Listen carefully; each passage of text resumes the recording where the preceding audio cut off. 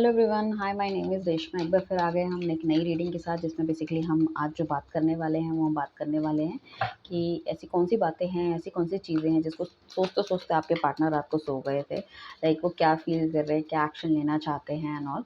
सो जो भी आपके पार्टनर होगा 3 बार अपने दिमाग में नाम लीजिए। इफ़ इन केस वो आपके क्रश भी हो सकते हैं, नो इश्यूज़। अगर आप रिलेशनशिप में नहीं हो, इवन आप अपने एक्स के भी रीडिंग देख सकते हो। ज़रूरी नहीं है कि रीडिंग 100% आपके साथ रेजोनेट हो, बट 70-80% तक ऑलमोस्ट हो जाती है। अगर आप हमारे रेगुलर व्यूअर्स हैं तो कहीं ना कहीं एनर्जी पिक होती है। ठीक है। सो आपको हम बताएंगे कहाँ कहाँ पे क्या क्या क्लेमिंग आपको करनी है। अगर किसी को पर्सनल रीडिंग लेनी है तो थंबनेल में आपको दिखेगा मेरा नंबर, और नीचे डिस्क्रिप्शन में नंबर आपको मिल जाएगा। ठीक है, उस नंबर पे आपको व्हाट्सअप करना है। जो पर्सनल रीडिंग है वो पेड होगी, इट्स नॉट फ्री। रेमेडी आपको चाहिए होगी, दैट इज़ ऑल्सो पेड, तो वो आपको मिल सकती है। ठीक है। क्रिस्टल प्रोडक्ट्स आपको मिल सकते हैं, जेन्युइन क्रिस्टल प्रोडक्ट मिलेंगे, एक्टिवेट करके मिलेंगे आपकी सिचुएशन के हिसाब से आपको। सो आइए चलते हैं रीडिंग की तरफ। जिन्होंने भी सब्सक्राइब नहीं किया फटाफट से सब्सक्राइब कर लीजिए, अपने 5 फ्रेंड्स को भी भेजिए। And you can see a drastic change in your life. आप बहुत जल्दी कमिंग डेज में एक ड्रास्टिक चेंज अपनी लाइफ में पाएंगे। राइट। सो आइए चलते हैं। कल रात को क्या सोचते सोचते आपके पार्टनर सो गए थे। ये मैरिड भी हो सकते हैं, आप अनमैरिड भी हो सकते हैं, एक्स्ट्रा मैरिटल अफेयर भी हो सकता है। ठीक है, सब तरह के लोगों के सेपरेशन में भी हो तो नो कॉन्टैक्ट हो तो भी चलेगा। सो डिवाइन प्लीज़ हमें गाइड कीजिए, हमारे जो व्यूअर्स हैं इनके पार्टनर क्या सोचते सोचते सो गए थे कल, क्या सोच रहे थे वो, ओवरऑल क्या सोच रहे थे, और मेरे व्यूअर्स के बारे में भी क्या सोच रहे थे। ठीक है, ओवरऑल क्या सोच रहे थे और मेरे व्यूअर्स के बारे में क्या सोच रहे थे, मतलब अपनी लाइफ के बारे में भी क्या सोच रहे थे और मेरे व्यूअर्स के बारे में भी क्या सोच रहे थे। इनके लिए क्या गुड न्यूज़ है मेरे व्यूअर्स के लिए, क्या करना चाहिए। ठीक है ना, ओवरऑल हमें गाइडेंस आप दीजिए कहीं ना कहीं। ठीक है, चलिए चलते हैं। मैंने कार्ड्स निकाल लिए हैं, आई होप आपको कार्ड्स अच्छे से दिख रहे हों। हर तरह के ब्रेसलेट्स आपको यहाँ मिलेंगे। If in case this is pyrite for money abundance, ये जो हमारा ग्रीन एवेंचर फॉर फुल अबंडेंस, ये मनी ब्लॉकेज वगैरह सबको निकालता है।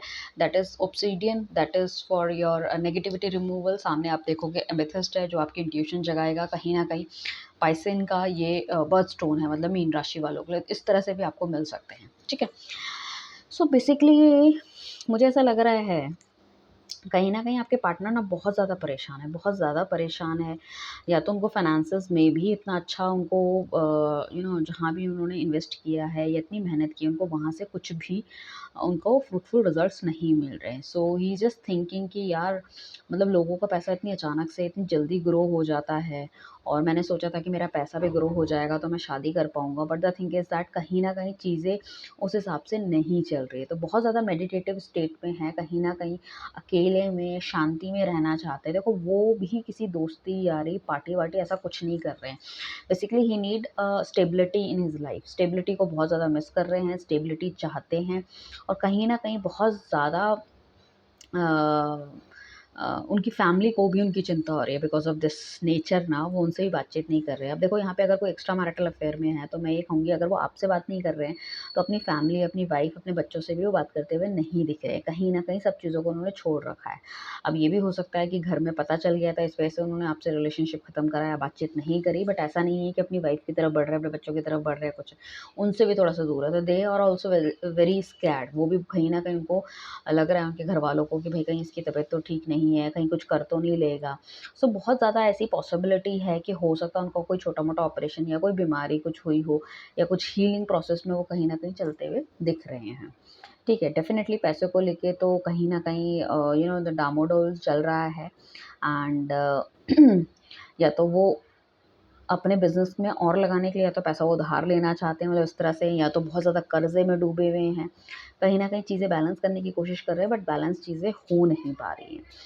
देखो बेसिकली वो आपसे दूर इसलिए गए हैं कि कहीं न कहीं वो सोचना चाहते हैं कि वो इतनी अच्छी एडवाइस या इतनी अच्छी चीज़ें सबके सब दुनिया को देते थे। एंड अब जब उनकी खुद की बारी आई तो वो डिसीज़न नहीं ले पा रहे, वो सोच नहीं पा रहे, why it is what is the reason behind it. हो सकता है आप किसी मैरिड बंदे के साथ डील कर रहे हो, या काफ़ी लंबा रिलेशनशिप है आपका है, और वो आपको कमिटमेंट नहीं दे पा रहे बिकॉज़ ऑफ फाइनेंसेस, वो आपको कमिटमेंट नहीं दे पा रहे बिकॉज़ ऑफ फैमिली, वो आपको कमिटमेंट नहीं दे पा रहे because of 2 option in his life और इन हर लाइफ। मे बी उनकी फैमिली इंपॉर्टेंट है, उनका करियर भी इंपॉर्टेंट है, आप भी इंपॉर्टेंट हो। वो समझ नहीं आ रहा है कि उनको किसको चूज़ करना चाहिए।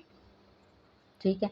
कुछ लोगों के लिए लाइफ में ऐसा हो सकता है, या तो फिर थर्ड पार्टी इन्वॉल्वमेंट उनका रहा हो कहीं न कहीं, और उस केस में क्या है कि लाइक वो थर्ड पार्टी की तरफ निकल गए हैं। सो ही ऑल्सो फील डिप्रेस कि भैया मैं थर्ड पार्टी की तरफ निकल गया हूँ, अब again if I need to come back, so मतलब आप उन्हें एक्सेप्ट करोगे या नहीं करोगे, that is also a thing. And कुछ लोगों के लिए मुझे ऐसा लग रहा है बहुत ज़्यादा गुस्से में मतलब ही इज़, क्योंकि कहीं न कहीं आप हमेशा उन्हें अप्रोच करते थे, आप हमेशा उन्हें चीज़ों को ठीक करने की कोशिश करते थे, and he definitely want to मतलब start a new beginning with you. But कहीं न कहीं मुझे ऐसा लग रहा है कि बहुत ज़्यादा एग्रेसिव हो सकते हैं, टॉक्सिक रिलेशनशिप हो सकता है, अगर आपसे मिलने की भी कोशिश करें तो बहुत ज़्यादा लड़ाई-झगड़ा या कुछ इस तरह की चीज़ें होने के चांसेस हैं। कई लोगों के उसमें मुझे लगता है मार-पिटाई या फिर थप्पड़ मारना, कुछ इस तरह की चीज़ें होती हुई मुझे दिख रही है, क्योंकि he is very, very aggressive. अगर कोई लोग सिंगल हैं और उनकी लाइफ में अगर किसी ने उनको अप्रोच किया, जब ये रीडिंग आप देख रहे हो उसके आस-पास में कुछ ऐसा बन रहा है, तो इस बंदे से थोड़ा-सा आपको दूर रहने की ज़रूरत है। मैं ये कहूँगी सबसे ज़्यादा डिस्ट्रक्टिव कार्ड जिसे हम कहते हैं वो हमारे पास आया है कि ये बंदे का गुस्सा जो है वो 7वें आसमान में है। तो इस बंदे से जितना आप दूर रहें, अगर आप रिलेशनशिप में नहीं हैं, अगर कुछ नए हैं, इवन अगर आपको लगता है कि आपका रिलेशनशिप टॉक्सिक था और ये बंदा फिर आपके लाइफ में दोबारा वापस आने की कोशिश कर रहा है, तो कहीं न कहीं चीज़ें हवा के विपरीत जा सकती है, जो सोचा नहीं था वो हो सकता है। नेगेटिव सेंस में, not in the positive sense, ठीक है? और जो ऑलरेडी मैरिड हैं उनके लिए मैं कहूँगी थोड़ा टाइम फिर भी बेहतर है, अच्छा है। कहीं न कहीं वो आपको बाहर लेके जाना चाहते हैं, आपके साथ जो नई बिगिनिंग करना चाहते हैं, सोच-विचार करते हुए नज़र आ रहे हैं। मुझे ऐसा लग रहा है काफ़ी ज़्यादा लोग जो यहाँ पे हैं बेसिकली, अभी जो आपका पार्टनर है ना, काफ़ी ज़्यादा वो काम के बारे में बहुत ज़्यादा सोचते हुए नज़र आ रहे हैं। उनको कुछ ना कुछ मटेरियलिस्टिक कुछ ना कुछ चीज़ें चाहिए। उनको चाहिए कि वो अपना दिमाग यूज़ करे और कुछ करे अपनी लाइफ़ में।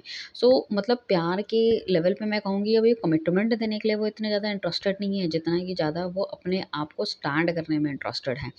कहीं न कहीं एक छोटी-सी थिंकिंग है कि हाँ भई, सब कुछ चीज़ें ठीक कर लेता हूँ, मैं उसकी तरफ वापस कैसे जाऊँगा, और कहीं न कहीं वो आपको देखो वाइफ़ मटीरियल तो समझते ही हैं, बट बहुत ज़्यादा जो मैं कहूँगी कि अभी इस टाइम या तो कुछ लोग पढ़ाई-लिखाई कर रहे हैं, तो आपके पार्टनर स्टडीज़ के बारे में बहुत ज़्यादा सोचते विचार करते हुए नज़र आ रहा है। उन्हें लग रहा है जितनी अच्छी उनकी स्टडीज़ होगी, उतना अच्छा वो स्टेबिलिटी का उन्हें जॉब मिलेगा या बिज़नेस कर पाएँगे और कहीं न कहीं बेटरमेंट लाइफ़ का होगा। वैसे तो हमें यहाँ पे सारी ही राशियाँ दिख रही है, बट जो मेन है that is taurus, Leo, Aquarius and Scorpio राशि हमें दिख रही हैं। तो बेसिकली ये है कि अगर आपकी रिलेशनशिप में कुछ ना कुछ प्रॉब्लम चल रही हैं, अब जो भी, ठीक है? तो उसमें हम ये कहना चाहेंगे कि गाइडेंस के तौर पे आपको बेसिकली क्या है कि इस बंदे को या तो आप थोड़ा-सा स्पेस दे दो, और स्पेस आप ऑलरेडी दे चुके हो।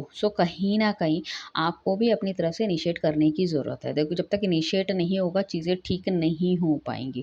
आपको इनिशिएट करना पड़ेगा, आपको एडजस्टमेंट करनी पड़ेगा, अपना ईगो एटीट्यूड को नीचे रखना पड़ेगा।